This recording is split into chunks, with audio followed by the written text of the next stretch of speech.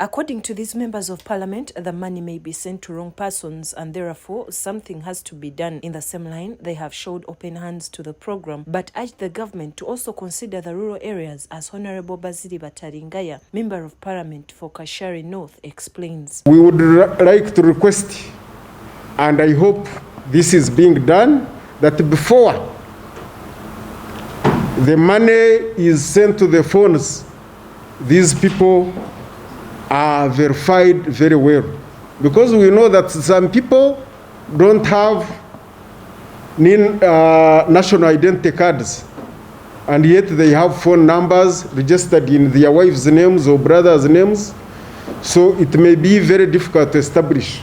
In the same way, Honorable Ayebare Margaret has also added her voice to Bataringaya's, saying that many rural areas have been affected by several diseases and challenges, and so they too should be considered. People that fall in the category of milk vendors to also be vulnerable because they've not been working for some time. So, Corona lockdown has come as an added pain on these people. They are not earning anything, and they are not being targeted by the rescue team from the Prime Minister's office. So I add my voice of appealing to the Prime Minister's office to consider these people from our rural constituencies as vulnerable people. Although the program is starting tomorrow, some members of parliament are not aware how government came out with the persons it highlighted as the beneficiaries of the program, as Honorable Patience Rugunda explains. We want to thank the government for what they are doing right now, but we want them to quicken up the process, and we want them to put in more effort to make sure that everybody receives what they deserve. When you look at people who have been even making 5 million, the moment you put lockdown, those people no longer make that much money and they don't have even income. So they are vulnerable too. So I think everybody should be considered. If you ask me today, who should be considered and who should not be considered, I think everybody in Uganda should be considered right now, because people are not having any income.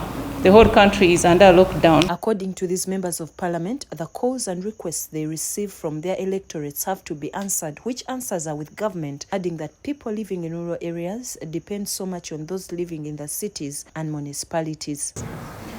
Our people rent, those businessmen rent, the traders, there are lots, categories like we mentioned of the vulnerables, the wheelbarrow pushers, the border guys, the tax operators, all those also are in those town councils. Now, you realize that they are not considered in this phase. Those who are registering refuse for some other people to be registered. If people from the municipalities, people from the cities, or the vulnerable should be registered, it will be the work of the government to see if they have been able to reach all. But the people who are vulnerable during this time that need support are everywhere. Honorable Agasha Juliet Bishasha, representing people of Mitoma, has given alternatives which she thinks can be helpful, including providing free transport to people who can go to the village so that they can enjoy the lockdown there. Maybe they provide transport, free transport for those, they can be tested first. And they provide free transport for those who are able to go to their villages. There are those who have food. There is a lot of food actually in the village. But they cannot go. They don't have the means. If they can do it the way they did it with students, and have those people who are willing to go to their villages, some of them underestimated 42 days.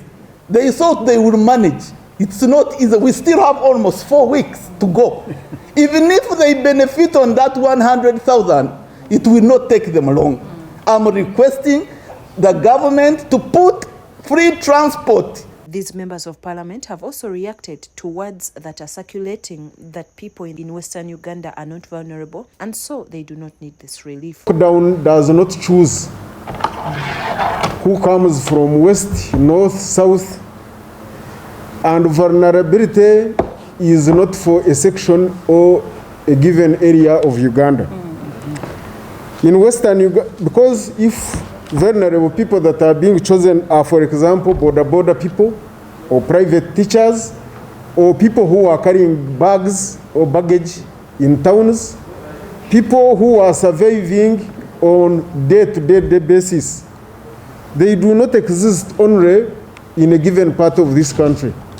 Even in Western Uganda, they are there. That is a myth. This is not the first press conference held at Parliament in regard to relief distribution, as National Unity Platform Party members of Parliament, NRM members of Parliament and others also held press conferences, although Bataringaya has an answer to the many press conferences held. This is a very, very, very, very important matter.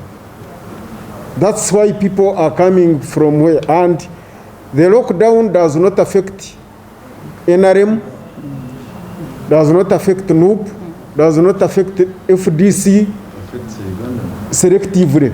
It affects all Ugandans. And once we are elected MPs and enter this house, we represent everybody. Thursday, the 8th of July, is the day set for government to send relief of 100,000 shillings to the vulnerable poor, and basically those in cities, towns and municipalities. This story has been compiled by Issa Chigongo for Channel 44 Prime News.